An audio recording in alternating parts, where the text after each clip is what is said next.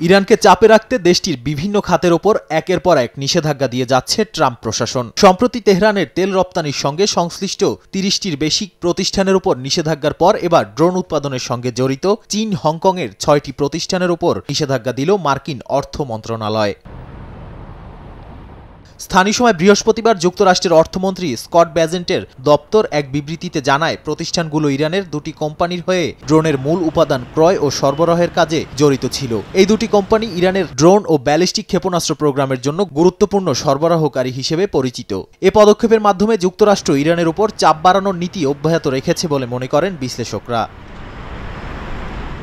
মার্কিন অর্থ মন্ত্রণালয়ের নিষেধাজ্ঞার পর নিজেদের ভূমি, আকাশ ও নৌপথে নতুন সমরাস্ত্র, যুদ্ধবিমান ও রণতরী সংযোজনের ঘোষণা দিয়েছে তেহরান। ইরানের সেনাবাহিনীর গ্রাউন্ড ফোর্সেস নতুন করে সামরিক সরঞ্জাম পেয়েছে, যার মধ্যে রয়েছে ট্যাঙ্ক, ট্রান্সপোর্টার, সাঁজোয়া যান ও উন্নত প্রযুক্তির ড্রোন।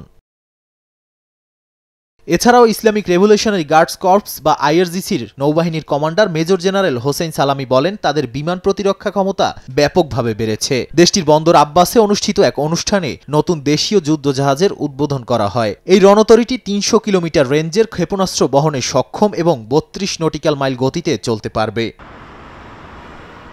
মার্কিনদের একের পর এক চাপের মধ্যে এই উন্নয়নগুলো ইরানের সামরিক শক্তির ক্রমবর্ধমান ক্ষমতা ও স্বনির্ভরতার প্রতিফলন বলে মনে করছেন বিশ্লেষকরা।